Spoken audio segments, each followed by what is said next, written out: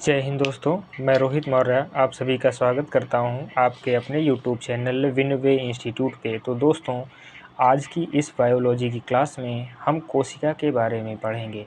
और हाँ दोस्तों, इस क्लास को शुरू से अंत तक ज़रूर देखें, क्योंकि ये क्लास हर एग्ज़ाम के लिए अति महत्वपूर्ण होने वाली है।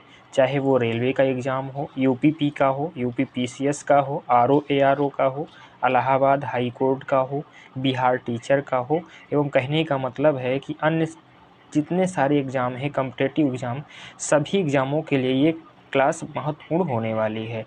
और दोस्तों, इस क्लास को 2 से 3 बार अच्छे से देख लेना। हम गारंटी लेते हैं कि सेल के बारे में दोबारा कहीं भी किसी भी चैनल पर पढ़ने की ज़रूरत नहीं पड़ेगी।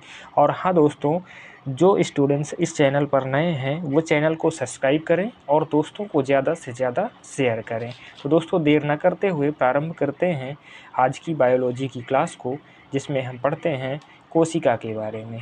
कोशिका के बारे में तो दोस्तों, सबसे पहले देखते हैं कि आखिर कोशिका कैसी हैं। 2 प्रकार की होती हैं, यानी कहने का मतलब है एक तो जंतु कोशिका होती है और एक पादप कोशिका होती है। जो जंतु कोशिका होती है वो गोल होती है और पादप कोशिका कैसी होती है, चौकोर होती है ना। जंतु कोशिका और पादप कोशिका, इनको देख लिए हैं। ठीक है, आगे चलते हैं फिर दोस्तों। तो देखते हैं कोशिका, है ना। कोशिका क्या है, तो सबसे पहला पॉइंट जो है वो कोशिका जीवों की सबसे छोटी रचनात्मक एवं क्रियात्मक इकाई है। कोशिका क्या है, कोई भी जीव है उसकी रचनात्मक एवं क्रियात्मक इकाई क्या होती है, कोशिका होती है। यानी स्ट्रक्चरल एंड फंक्शनल यूनिट, है ना, कौन सी होती है, कोशिका होती है। और कोशिका को जीवन की मूलभूत इकाई भी कहते हैं। कोशिका को क्या कहा जाता है, जीवन की मूलभूत इकाई भी कहते हैं। ठीक है, आगे चलते हैं फिर देखते हैं आखिर कोशिका की खोज।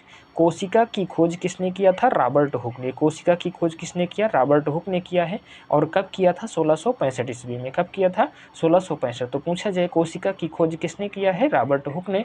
और कोशिका की खोज कब हुई थी, 1665 में हुई थी। ठीक है, जो रॉबर्ट हुक ने कार्क को काटकर सूक्ष्मदर्शी से देखा तो उसमें अनेक चैम्बर दिखाई पड़े ना, उसमें अनेक चैम्बर दिखाई पड़े, जिन्हें क्या कहा इन्होंने, कोशिका कहा। क्या कहा, कोशिका। और जो ये कोशिका है ना, जो रॉबर्ट हुक ने कोशिका खोजी थी, ये कैसी कोशिका थी, निर्जीव कोशिका। कैसी कोशिका, निर्जीव कोशिका, यानी नॉन लिविंग सेल थी, है ना। तो कोशिका की खोज किसने किया है, रॉबर्ट हुक ने किया है। कब किया है, 1665 ईस्वी में किया है। और ये किसमें देखे थे, कार्क में देखे थे। किसमें, कार्क में देखे थे। और उसमें क्या देखे थे, ये चैम्बर के रूप में दिखाई पड़ रही थी, तो जिन्हें इन्होंने क्या कह दिया, कोशिका कह दिया। और कैसी कोशिका की खोज इन्होंने किया था, ये निर्जीव कोशिका की खोज किए थे। ठीक है, आगे चलते हैं फिर दोस्तों, देखते हैं कि आखिर जीवित कोशिका की खोज कब और किसने किया है। तो एंटोनी वॉन ल्यूवेनहॉक, किसने, एंटोनी वॉन ल्यूवेनहॉक ने सन 1674 ईस्वी में, कब, सन 1674 ईस्वी में जीवित कोशिका की खोज की। तो कोशिका की खोज किसने किया है, रॉबर्ट हुक ने। और कब किया है, 1665 में किए थे। और जो जीवित कोशिका है, जीवित कोशिका की खोज किसने किया, एंटोनी वॉन ल्यूवेनहॉक ने किया है। कब, 1674 ईस्वी में। ठीक है, और इसलिए एंटोनी वॉन ल्यूवेनहॉक को फादर ऑफ बैक्टीरियोलॉजी, यानी जीवाणु विज्ञान का जनक, ये क्वेश्चन पूछा जाता है कि जीवाणु विज्ञान का जनक किसे कहा जाता है, एंटोनी वॉन ल्यूवेनहॉक को। किसके कहा जाता है, इसको एंटोनी वॉन ल्यूवेनहॉक को कहा जाता है। क्या कहा जाता है, फादर ऑफ बैक्टीरियोलॉजी, यानी जीव विज्ञान या जीवाणु विज्ञान के जनक कहा जाता है। ठीक है दोस्तों, आगे चलते हैं फिर। एक पॉइंट है कि कोशिका सिद्धांत पूछा जाता है कि कोशिका सिद्धांत किसने दिया। तो कोशिका सिद्धांत किसने दिया, स्लाइडन एवं स्वान ने दिया है। कोशिका सिद्धांत किसने दिया, स्लाइडन एवं स्वान ने दिया। किसने, स्लाइडन एवं स्वान ने। और ये कोशिका सिद्धांत किस तरह से दिए हैं, तो किस तरह से दिए हैं, तो उसको भी देख लेते हैं कि स्लाइडन स्वान ने कोशिका का सिद्धांत किस प्रकार से दिया है ना। तो सबसे पहला इन्होंने क्या बताया है, स्लाइडन स्वान ने, कि सभी जीव कोशिका से बने होते हैं। सभी जीव क्या होते हैं, कोशिका से बने होते हैं। और प्रत्येक जीव की उत्पत्ति एक कोशिका से होती है। प्रत्येक जीव की उत्पत्ति एक कोशिका से होती है। और प्रत्येक कोशिका स्वतंत्र है, किंतु सभी मिलकर किसी कार्य को करते हैं। ठीक है, अगला है कि प्रत्येक कोशिका में केंद्रक होता है, प्रत्येक कोशिका में केंद्रक होता है जो कोशिका के सभी कार्यों को नियंत्रित करता है ना। तो ये सभी सिद्धांत इन्होंने किसने दिया है, स्लाइडेन एवं स्वान ने दिया। क्या दिया है कि सभी जीव कोशिका से बने होते हैं, प्रत्येक जीव की उत्पत्ति एक कोशिका से होती है, प्रत्येक कोशिका स्वतंत्र है किंतु सभी मिलकर किसी कार्य को करते हैं, प्रत्येक कोशिका में केंद्रक होता है जो कोशिका के सभी कार्यों को करते हैं, हाँ, कार्यों को नियंत्रित करते हैं। ठीक है, आगे चलते हैं फिर दोस्तों, आगे देखते हैं कोशिका कि कोशिका के अध्ययन को क्या कहते हैं। कोशिका के अध्ययन को क्या कहा जाता है, साइटोलॉजी कहते हैं। कोशिका के अध्ययन को क्या कहते हैं, साइटोलॉजी कहते हैं। ठीक है, अगला पॉइंट है कि सबसे बड़ी कोशिका किसकी होती है। सबसे बड़ी कोशिका होती है शुतुरमुर्ग के अंडे की, है ना, या ऑस्ट्रिच के अंडे की। किसके अंडे की, शुतुरमुर्ग के अंडे की होती है। सबसे बड़ी कोशिका पूछा जाए किसकी होती है, शुतुरमुर्ग के अंडे की होती है। सबसे बड़ी कोशिका शुतुरमुर्ग के अंडे की होती है। सबसे छोटी कोशिका किसकी होती है, माइक्रोप्लाज्मा की होती है। किसकी होती है, माइक्रोप्लाज्मा की होती है। अगर पूछा जाए मानव शरीर की सबसे छोटी कोशिका कौन सी होती है, शुक्राणु होती है। मानव शरीर की सबसे छोटी कोशिका शुक्राणु यानी स्पर्म होती है। क्या होती है, स्पर्म। और मानव शरीर की सबसे बड़ी कोशिका कौन सी होती है, अंडाणु होती है यानी ओवम होती है। कौन सी होती है, ओवम होती है। और मानव शरीर की सबसे लंबी कोशिका या सबसे लंबी कोशिका पूछा जाए तो कौन सी होती है, तंत्रिका तंत्र यानी न्यूरॉन सेल होती है। कौन सी होती है, न्यूरॉन सेल, है ना। तो कोशिका का अध्ययन क्या कहलाता है, साइटोलॉजी कहलाता है। और सबसे बड़ी कोशिका किसकी होती है, शुतुरमुर्ग के अंडे की होती है। सबसे छोटी कोशिका किसकी होती है, माइक्रोप्लाज्मा की होती है। मानव शरीर की सबसे छोटी कोशिका किसकी होती है, शुक्राणु की होती है। मानव शरीर की सबसे छोटी कोशिका शुक्राणु की होती है। मानव शरीर की सबसे बड़ी कोशिका किसकी होती है, अंडाणु की हो जाएगी। मानव शरीर की सबसे लंबी कोशिका कौन सी होती है, तंत्रिका तंत्र की हो जाएगी। कौन सी हो जाएगी, तंत्रिका तंत्र की हो जाएगी। आगे चलते हैं फिर दोस्तों, कोशिका के प्रकार को देख लेते हैं कि कोशिका कितने प्रकार की होती है। तो कोशिका दो प्रकार की होती है। कैसी होती हैं, दो प्रकार की होती है। कौन कौन सी, एक प्रोकैरियोटिक कोशिका होती है, एक यूकैरियोटिक कोशिका होती है। प्रोकैरियोटिक और यूकैरियोटिक कोशिका। तो सबसे पहले देखते हैं प्रोकैरियोटिक कोशिका, है ना। तो प्रोकैरियोटिक कोशिका ये कैसी है, ये प्राचीन कोशिका है, ये प्राचीन कोशिका है। इसके अंतर्गत बैक्टीरिया, माइक्रोप्लाज्मा, नीलहरित शैवाल, है ना। कौन कौन आते हैं, बैक्टीरिया, माइक्रोप्लाज्मा, नीलहरित शैवाल, है ना। तो पूछा जाए कि बैक्टीरिया जो है, बैक्टीरिया में किस प्रकार की कोशिका होती है, प्रोकैरियोटिक कोशिका होती है। कौन सी है, प्रोकैरियोटिक कोशिका होती है। माइक्रोप्लाज्मा में प्रोकैरियोटिक, नीलहरित शैवाल में प्रोकैरियोटिक कोशिका होती है। तो सीधे पूछा जाए नीलहरित शैवाल में कौन सी कोशिका, प्रोकैरियोटिक कोशिका। ठीक, आगे चलते हैं फिर देखते हैं प्रोकैरियोटिक कोशिका में, इसमें माइटोकॉन्ड्रिया, गोल्जी बॉडी, लाइसोसोम और केंद्रक नहीं पाया जाता, है ना। यानी कहने का मतलब है कि प्रोकैरियोटिक कोशिका में विकसित कोशिकांग, कोशिकांग क्या होते हैं अभी आगे देखते हैं। यानी जैसे माइटोकॉन्ड्रिया, लाइसोसोम, गोल्जी का है ना, केंद्रक, ये सब कोशिकांग है ना। तो इनमें क्या होते हैं, अविकसित कोशिकांग पाए जाते हैं। ठीक है, और अगला है, इसमें 70S प्रकार का राइबोसोम होता है। कितना होता है, 70S प्रकार का राइबोसोम होता है। ठीक, और प्रोकैरियोटिक कोशिका में डीएनए कैसा होता है, गोलाकार होता है। प्रोकैरियोटिक कोशिका में डीएनए गोलाकार होता है। ठीक, अब देख लेते हैं यूकैरियोटिक कोशिका। यूकैरियोटिक कोशिका या इसे क्या कहा जाता है, यह वास्तविक कोशिका है। कैसी कोशिका है, वास्तविक कोशिका है। या यूँ कह दिया जाए कि ये नवीन कोशिका है, वास्तविक कोशिका या नवीन कोशिका है। और इसके अंतर्गत सभी पौधे और जीव आते हैं। कौन कौन, सभी पौधे और जीव। तो पौधे या जीव, किसी भी जीव को बोल दिया जाए, किसी भी पौधे को बोल दिया जाए, उसमें कौन सी कोशिका होती है, यूकैरियोटिक कोशिका होती है। ठीक, और इसमें क्या होते हैं, इसमें सभी विकसित कोशिकांग पाए जाते हैं। सभी विकसित कोशिकांग का मतलब माइटोकॉन्ड्रिया, गोल्जी का, लाइसोसोम, सेंट्रोसोम, तारक का एक केंद्रक, न्यूक्लियस, सब कुछ इसमें क्या होता है, अवेलेबल होता है। किसमें, यूकैरियोटिक कोशिका में। ठीक, और इसमें किस प्रकार का राइबोसोम पाया जाता है, 80S राइबोसोम। कौन सा, 80S राइबोसोम पाया जाता है। और इसमें डीएनए कैसा होता है, सीढ़ी नुमा होता है। कैसा होता है, सीढ़ी नुमा होता है ना। एक बार फिर से देख लेते हैं कि प्रोकैरियोटिक कोशिका प्राचीन कोशिका है, यूकैरियोटिक कोशिका नवीन कोशिका है, यह यूकैरियोटिक कोशिका वास्तविक कोशिका है। और प्रोकैरियोटिक कोशिका किसमें पाई जाती है, बैक्टीरिया, माइक्रोप्लाज्मा, नीलहरित शैवाल में पाई जाती है। इसमें अविकसित कोशिकांग पाए जाते हैं। और प्रोकैरियोटिक में 70S प्रकार का राइबोसोम होता है। और प्रोकैरियोटिक कोशिका वाले जीवों में डीएनए गोलाकार होता है।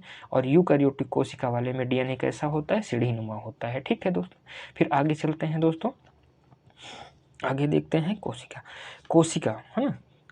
ये पूछा जाता है कोशिका की संख्या के आधार पर, कोशिका की संख्या के आधार पर जीव कितने प्रकार के होते हैं?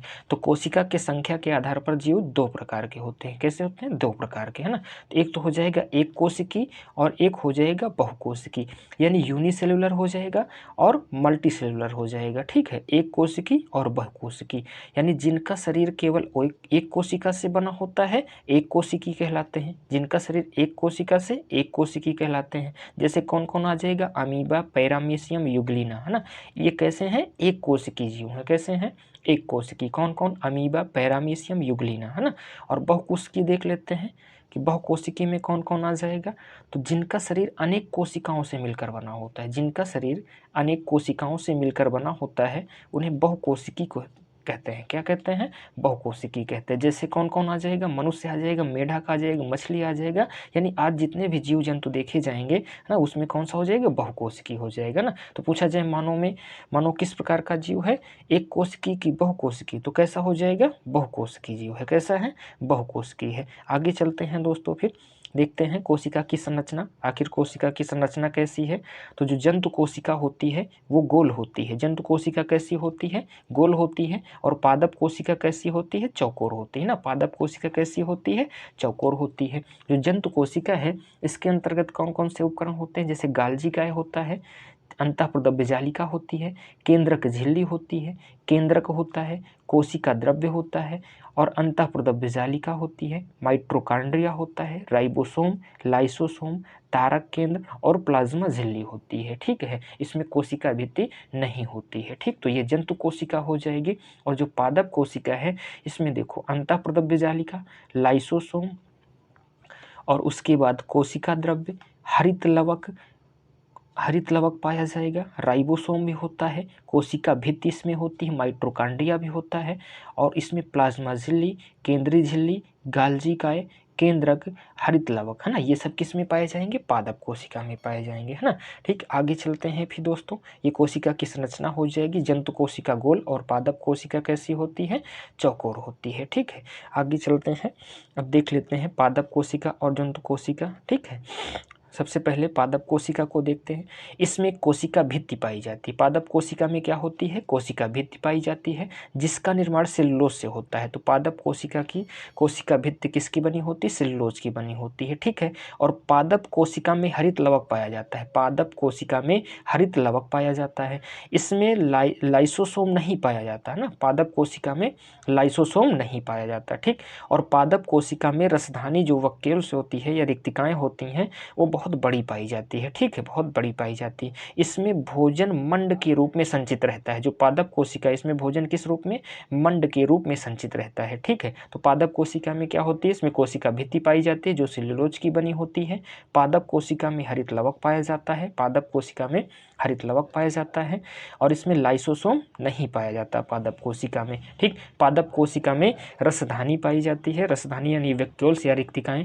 इसमें भोजन किस रूप में होता है? पादप कोशिका में मंड के रूप में होता है। किस में होता है? मंड के रूप में होता है। ठीक, अब जंतु कोशिका को देख लेते हैं कि इसमें कोशिका झिल्ली पाई जाती है। इसकी बाहरी परत कैसी होती है? कोशिका झिल्ली होती है। ठीक है, जो अर्धपारगम्य होती है। ठीक, जंतु कोशिका में हरित लवक नहीं पाया जाता है। जंतु कोशिका में जो है लवक नहीं पाए जाते। इसमें लाइसोसोम पाए जाते हैं। जंतु कोशिका में लाइसोसोम पाया जाता है। ठीक, और उसमें क्या होता है कि पादप कोशिका में जो क्या कहते हैं रसधानी होती है वो पाई जाती है।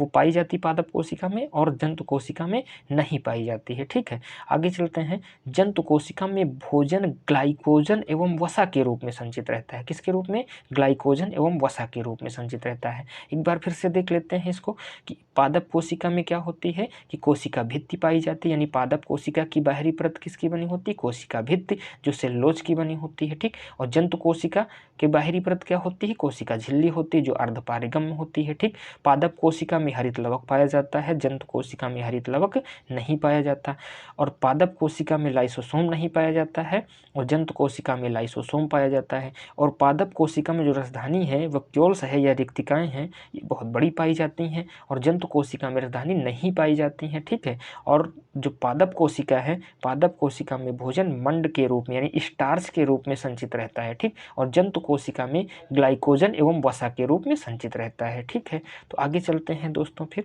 ये तो हो गई कोशिका की संरचना। अब देख लेते हैं कोशिका के अंग, है ना, कोशिका के अंग। तो कोशिका के अंगों को पढ़ने से पहले दोस्तों अगर क्लास अच्छी लग रही हो तो एक लाइक जरूर कर देना और दोस्तों को शेयर जरूर कर देना। ठीक है, तो देखते हैं कोशिका के अंग, है ना। कोशिका के अंग सबसे बाहरी परत यानी कोशिका की सबसे बाहरी परत क्या होती है? कोशिका भित्ति। जो ये कोशिका में दिख भी रही होगी कि कोशिका की सबसे बाहरी परत कौन सी होती है? कोशिका भित्ति होती है। तो सबसे पहला कोशिका अंग यानी कोशिका का अंग हम कौन सा पढ़ेंगे? कोशिका भित्ति। ठीक है, तो देखते हैं यह केवल पादप कोशिका में पाई जाती है। किस में पाई जाती है? केवल पादप कोशिका में पाई जाती है। यह सेलुलोज से बनी होती है। किससे बनी होती है? सेलुलोज से बनी होती है। ठीक है, कोशिका भित्ति किसकी बनी होती है? सेलुलोज से बनी होती है। यह कोशिका को निश्चित आकार एवं आकृति प्रदान करती है। क्या करती है? कोशिका को निश्चित आकार एवं आकृति प्रदान करती है। यह पेड़ों को कठोरता प्रदान करती है। क्या करती है? पेड़ों को कठोरता प्रदान करती है। ठीक है, अब पूछा जाता है जंतु में जो है जो क्या कहते हैं कोशिका भित्ति जो होती है वैसे होती नहीं जंतु में, तो ये क्या होती है? लिपिड और प्रोटीन की बनी होती है। किसकी बनी होती है? लिपिड और प्रोटीन की बनी होती है। पादप जो कोशिका भित्ति है किसकी बनी होती है? सेलुलोज की बनी होती है। जीवाणुओं की कोशिका भित्ति किसकी बनी होती है? पेप्टिडोग्लाइकन की। किसकी बनी होती है? ग्लाइकन की, ना, पेप्टिडोग्लाइकन की। अब कवक की कोशिका भित्ति किसकी बनी होती है? काइटिन की बनी होती है। किसकी बनी होती है? काइटिन की बनी होती है। तो कोशिका भित्ति किस में पाई जाती है? पादप कोशिका में पाई जाती है और यह सेलुलोज की बनी होती है। ये पादपों को क्या है? कठोरता प्रदान करती हैं। ठीक है, आगे चलते हैं, फिर देखते हैं अगला कोशिकांग। अगला कोशिकांग है कोशिका झिल्ली। ठीक है, यह जंतु और पादप कोशिका दोनों में पाई जाती है। सेल मेम्ब्रेन जो है यह कोशिका झिल्ली जो है ये कोशिका भित्ति जस्ट उसके बाद होती है। ठीक है, तो जंतु और पादप दोनों में पाई जाती है। अगर हम ऐसे कहें कि पादप कोशिका की बाहरी परत कौन सी थी? कोशिका झिल्ली। और जंतु कोशिका की बाहरी परत कौन सी है? पादप कोशिका की बाहरी परत कौन सी थी? कोशिका भित्ति थी। और जंतु कोशिका की बाहरी परत क्या है? कोशिका झिल्ली है। और कोशिका झिल्ली ये दोनों में पाई जाती है, जंतु कोशिका और पादप कोशिका दोनों में पाई जाती है। ठीक, जंतु कोशिकाएं चारों तरफ से अत्यंत महीन प्रदर्शक यानी पारदर्शक एवं अर्धपारगम्य होती हैं। ठीक है, कैसी होती हैं? पारदर्शक एवं अर्धपारगम्य होती हैं। ठीक, आगे चलते हैं।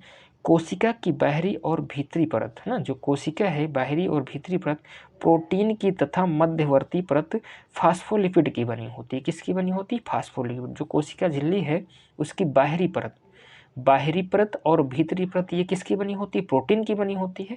जो मध्यवर्ती परत होती है किसकी? कोशिका झिल्ली की, ये किसकी बनी होती है? फास्फोलिपिड की बनी होती है, फास्फोलिपिड।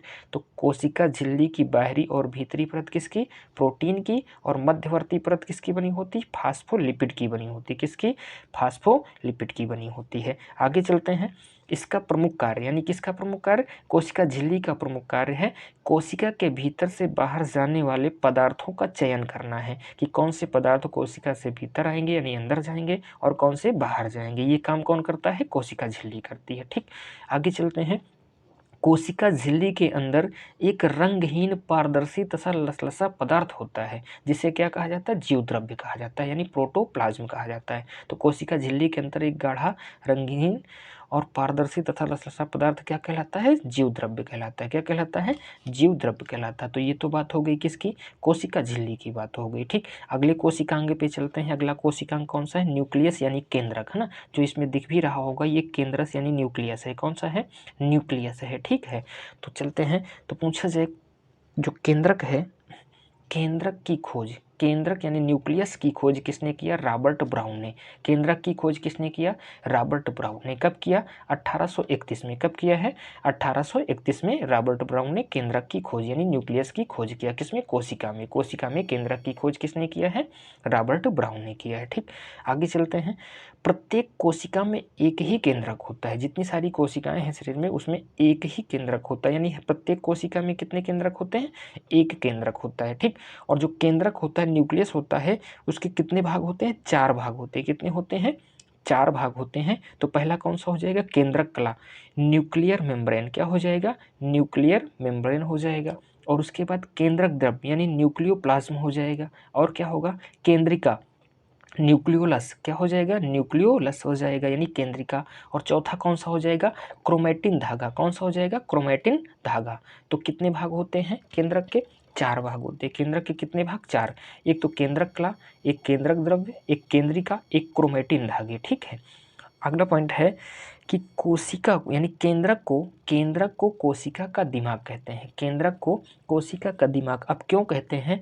अब जैसे ये कोशिका है, कोशिका के जितने सारे कोशिकांग अभी पढ़ेंगे, जैसे माइटोकॉन्ड्रिया भी होगा, लाइसोसोम होगा, राइबोसोम होगा, अंतःपदप जालिका, सेंट्रोसोम, जितने सारे कोशिकांग अभी हम पढ़ेंगे, उन सभी कोशिकांगों को कौन नियंत्रित करता है? केंद्रक करता है। इसलिए इसको क्या कहा जाता है? कोशिका का दिमाग यानी कोशिका का ब्रेन। किसे कहा जाता है?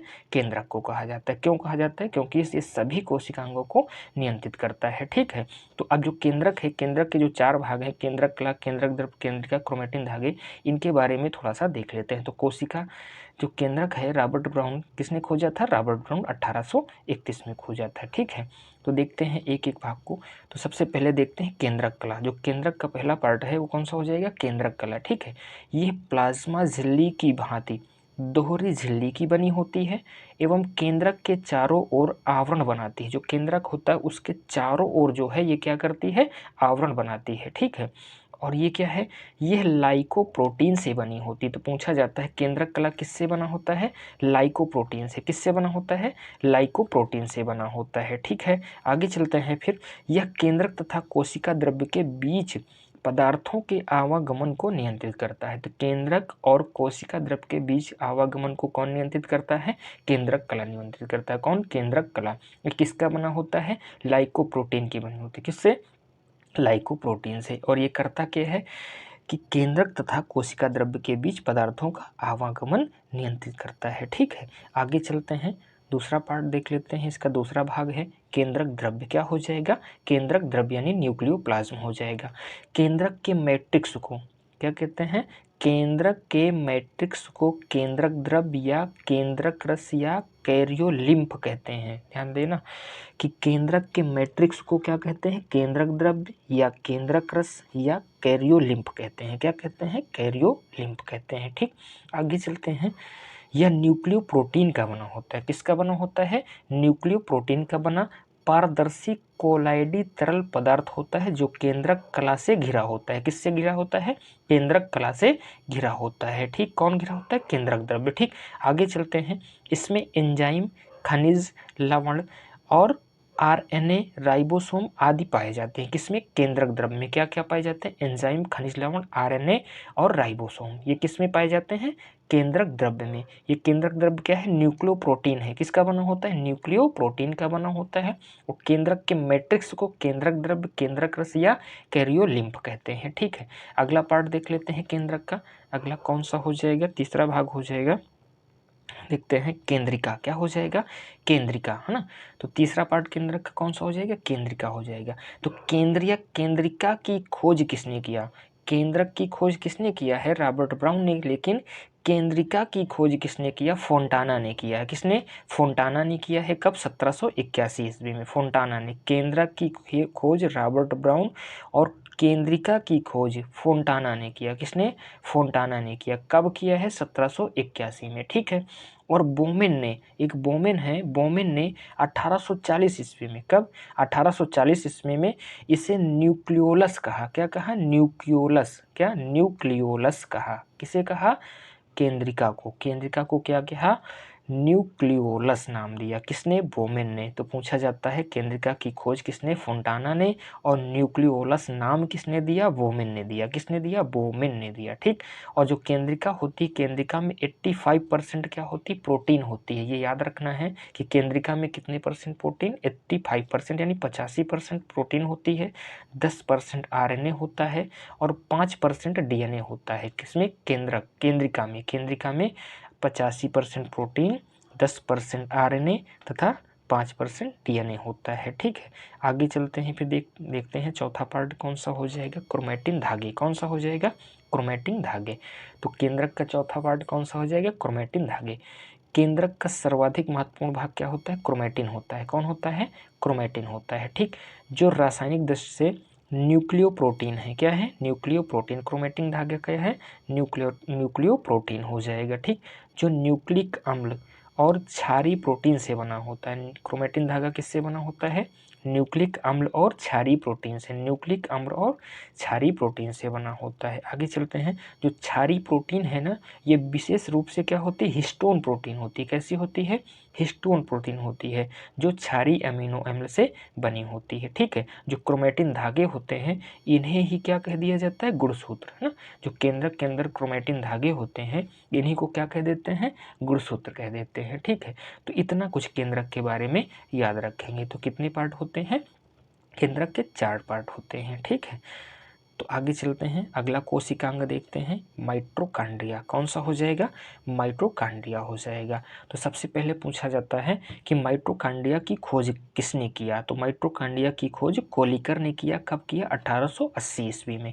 माइटोकॉन्ड्रिया की खोज किसने किया, कोलिकर ने 1880 ईस्वी में। ठीक, और वर्णन किसने दिया, अल्टमान ने, है ना। इसके बारे में डिटेल से किसने बताया है, अल्टमान ने, है ना। तो वर्णनकर्ता कौन हो जाएंगे, अल्टमान हो जाएंगे। कब प्रस्तुत किया है, 1890 में। 1890 में जो अल्टमान है, अल्टमान ने माइटोकॉन्ड्रिया को क्या कहा था, बायोब्लास्ट कहा था। बायोब्लास्ट पूछा जाता है, माइटोकॉन्ड्रिया को बायोब्लास्ट किसने कहा है, तो किसने कहा है, अल्टमान ने कहा। ठीक है, और जो ये माइटोकॉन्ड्रिया है, माइटोकॉन्ड्रिया नाम किसने दिया है, तो माइटोकॉन्ड्रिया जो नाम है ये सी बेंडा ने दिया। किसने, सी बेंडा ने। ठीक है, और कब दिया था, कब दिया था, 1898 में। ठीक है, तो ये कुछ इतने पॉइंट इससे याद रखना कि खोज किसने किया, कोलिकर ने 1880 में, वर्णन किसने दिया, 1890 में अल्टमान ने दिया, और बायोब्लास्ट किसने कहा माइटोकॉन्ड्रिया को, अल्टमान ने कहा, और माइटोकॉन्ड्रिया नाम किसने दिया, सी बेंडा ने 1898 ईस्वी में दिया।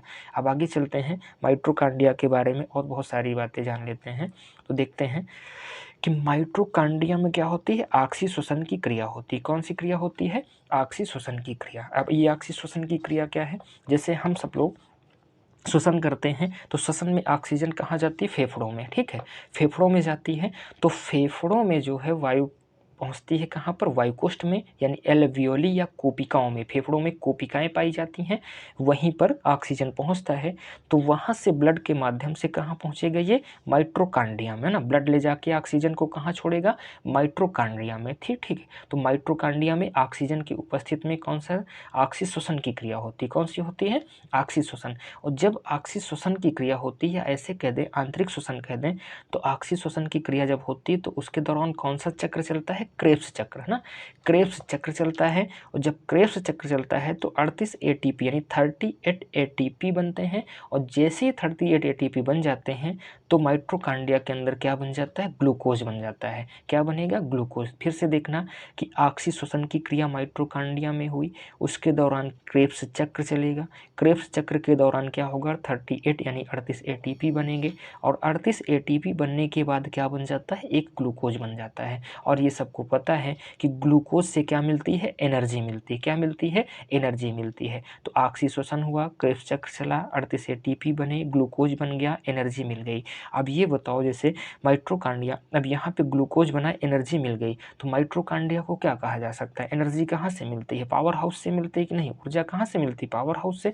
तो इसी आधार पर माइटोकॉन्ड्रिया को क्या कह दिया गया, कोशिका का ऊर्जा ग्रह। क्या कह दिया गया, कोशिका का ऊर्जा ग्रह यानी पावर हाउस कह दिया गया। कोशिका का पावर हाउस या कोशिका का ऊर्जा ग्रह किसे कहा जाता है, माइटोकॉन्ड्रिया को कहा जाता है। किसको कहा जाता है, माइटोकॉन्ड्रिया को कहा जाता है। जो माइटोकॉन्ड्रिया है इसके अंदर देखो, ये उंगलीनुमा संरचना या इनको दीवार कहते हैं ना, उंगलीनुमा संरचना है, इनको क्या कहा जाता है, क्रिस्टी कहते हैं। क्या कहते हैं, क्रिस्टी कहा जाता है। ठीक, और इसको थोड़ा सा ध्यान देना कि जो एटीपी है, एटीपी का फुल फॉर्म क्या होता है, ये कई बार क्वेश्चन पूछा जाता है। एटीपी का फुल फॉर्म तो क्या हो जाएगा, एडेनोसिन ट्राइफॉस्फेट। क्या हो जाएगा, एडेनोसिन ट्राइफॉस्फेट, ये किसका है, तो एटीपी का फुल फॉर्म हो जाएगा। और पूछा जाए ग्लूकोज की सबसे छोटी इकाई क्या होती है, तो एटीपी होती है। क्या होती है, एटीपी, एडिनोसिन ट्राइफॉस्फेट ही ये क्या है, ग्लूकोज की सबसे छोटी इकाई होती है। ठीक है, यूनिट्स होती है ग्लूकोज की। ठीक है, और जो माइटोकॉन्ड्रिया इसकी लंबाई कितनी होती है, 5 mm होती है। कितनी होती है,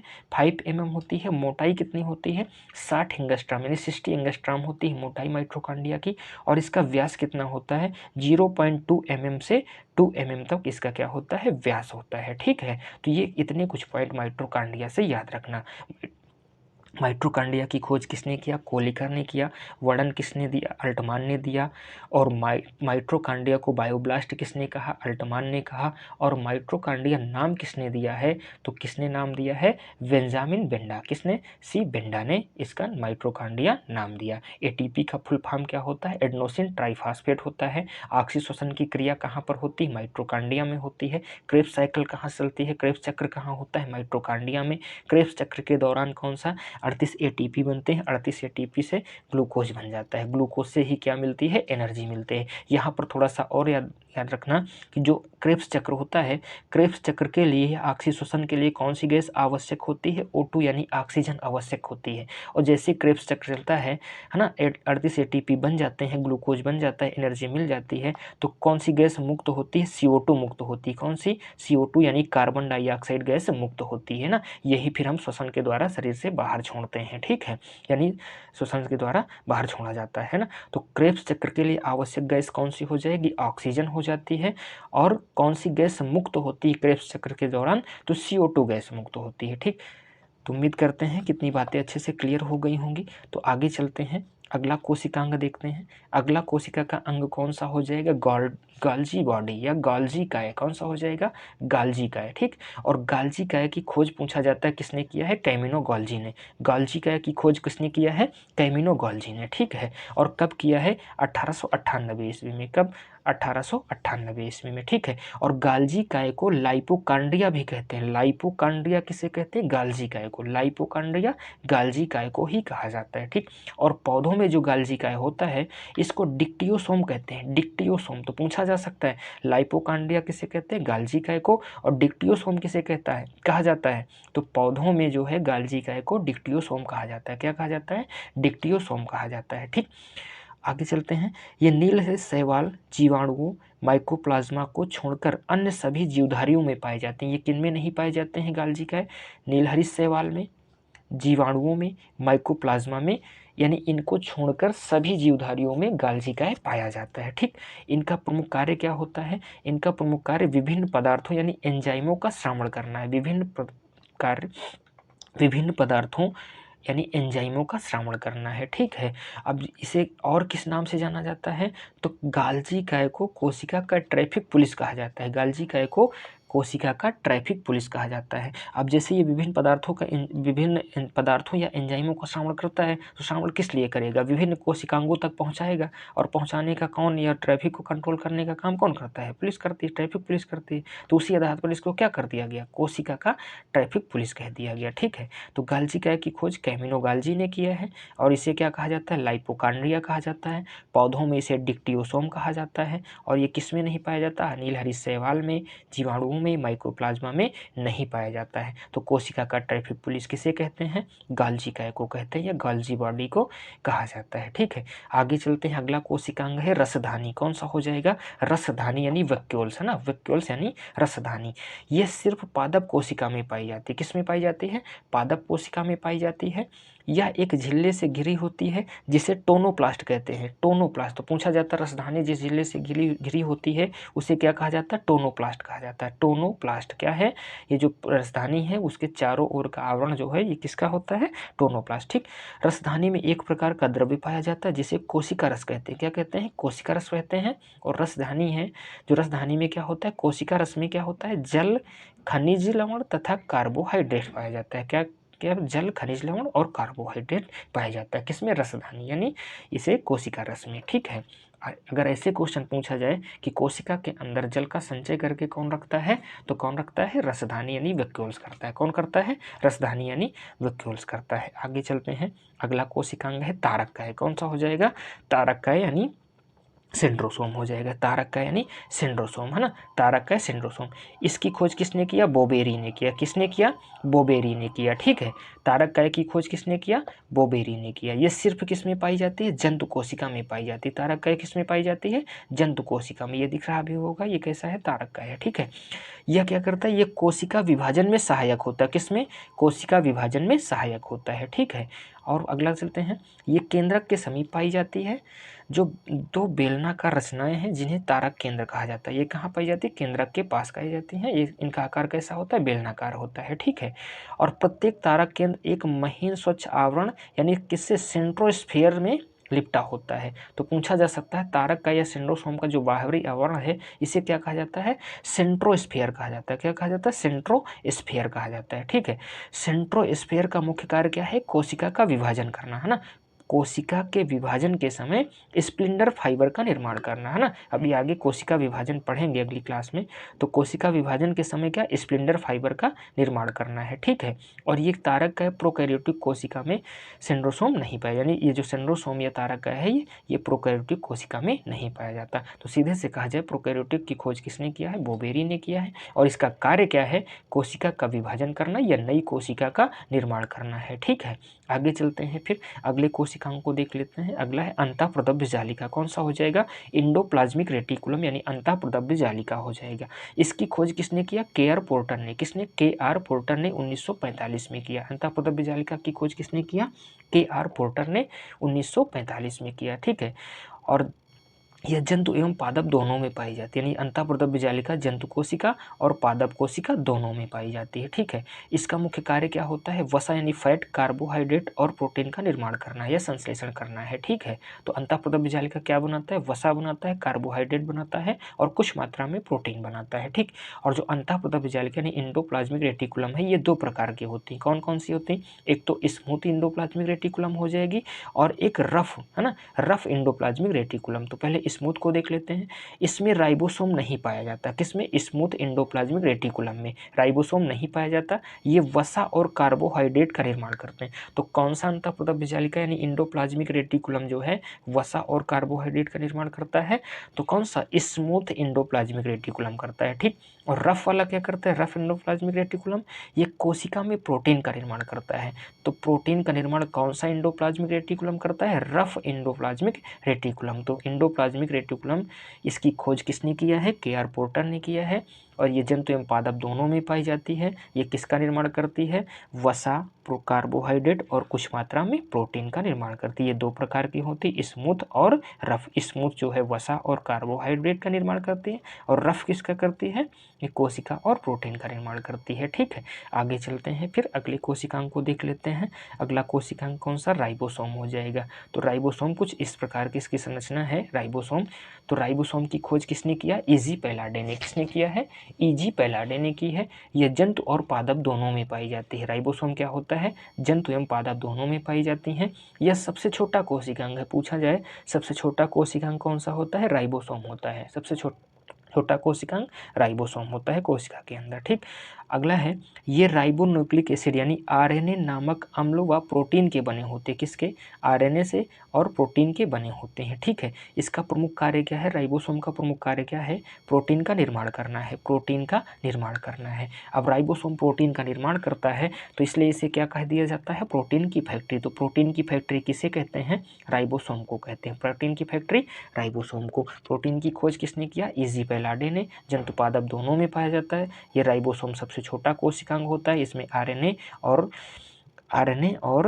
आरएनए प्रोटीन के बने होते हैं और ये क्या करता है? प्रोटीन का निर्माण करता है। इसलिए इसे क्या कहते हैं? प्रोटीन की फैक्ट्री कहते हैं। और राइबोसोम दो प्रकार के होते हैं, एक 90S होता है, सॉरी दोस्त, एक 70S होता है और एक 80S होता है। कौन सा? 70S और 80S होता है। तो 70S किस में होता है? प्रोकैरियोटिक कोशिका में। और 80S किस में होता है? यूकैरियोटिक कोशिका में। इसको पीछे पढ़ चुके हैं, प्रोकैरियोटिक और यूकैरियोटिक में।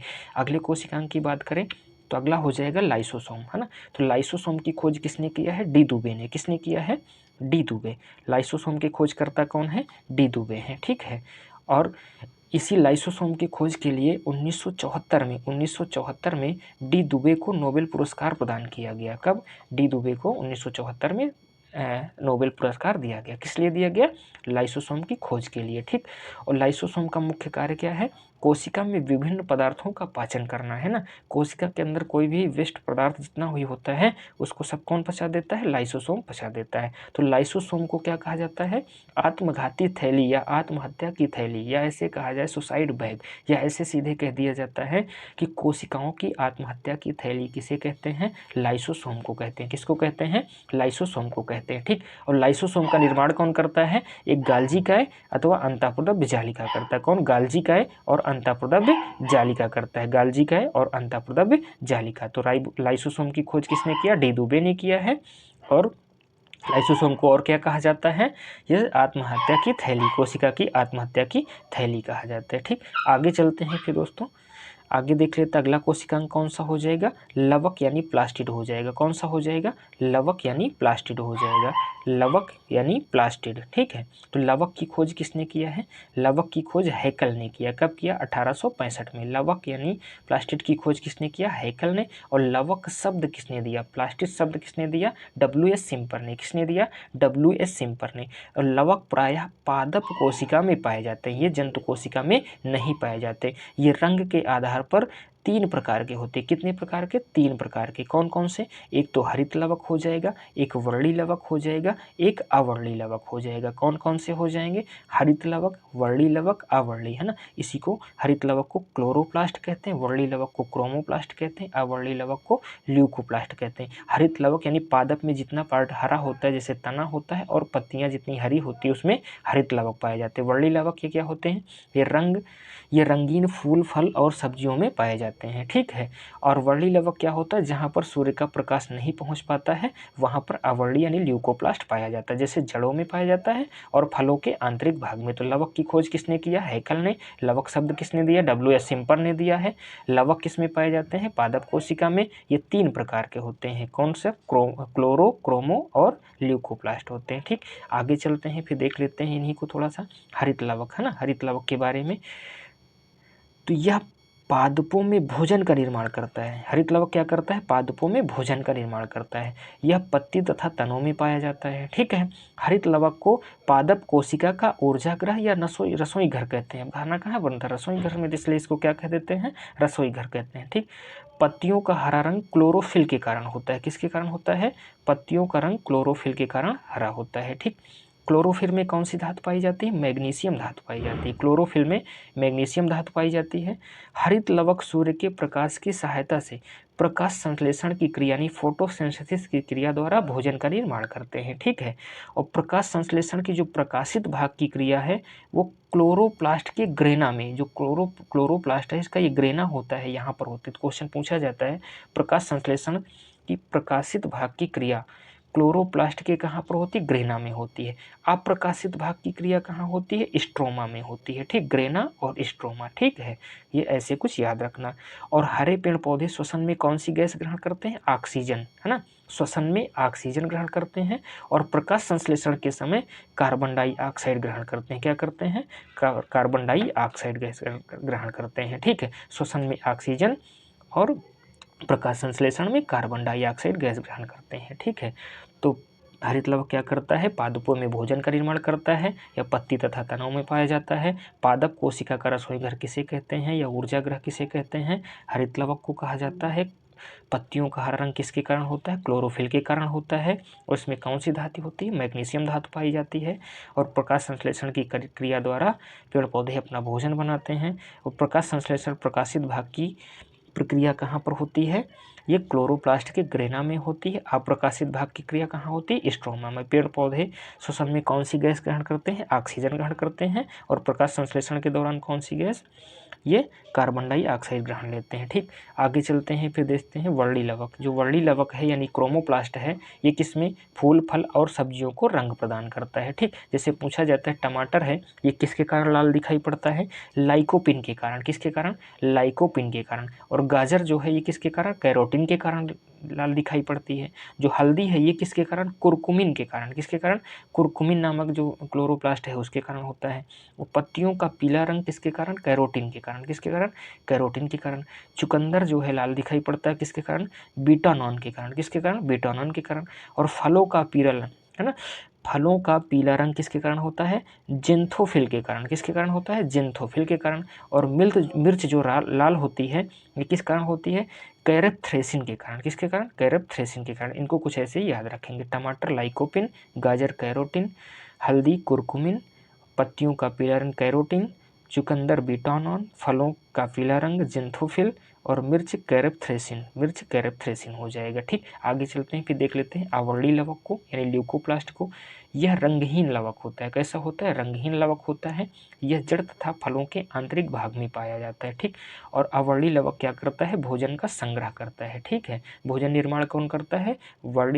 हरित लवक करता है, और संग्रह करके कौन रखता है? आवर्णी लवक रखता है। ठीक है, आवर्णी लवक रखता है। ठीक, आगे चलते हैं दोस्तों, आगे देख लेते हैं जीव द्रव्य को थोड़ा सा। ठीक है, जीव द्रव्य यानी प्रोटोप्लाज्म जो कहाँ पाया जाता है? पूरी कोशिका के अंदर पाया जाता है। ठीक, तो जीव द्रव्य यानी प्रोटोप्लाज्म की खोज किसने किया? डुजार्डिन ने किया। किसने किया है? डुजार्डिन ने किया। और इसका नाम किसने रखा है?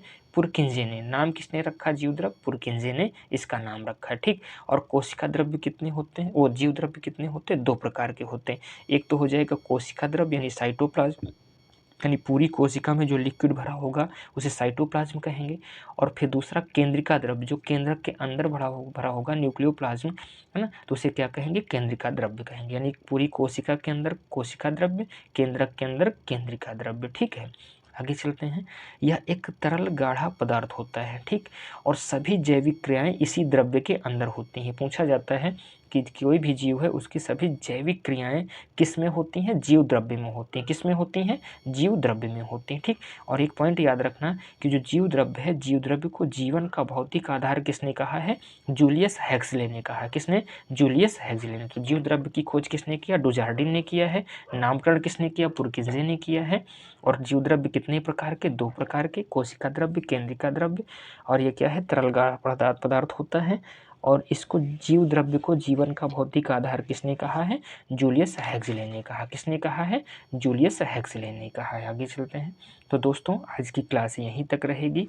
और दोस्तों अगर ये क्लास दोस्तों आज की ये क्लास कैसी लगी कमेंट बॉक्स में ज़रूर बताएं। अगर अच्छी लगी हो तो एक लाइक ज़रूर करें और चैनल को ज़्यादा से ज़्यादा शेयर करें। और जो दोस्त इस चैनल पे नए हैं वो चैनल को सब्सक्राइब करें। तो मिलते हैं नेक्स्ट क्लास में, तब तक के लिए जय हिंद दोस्तों।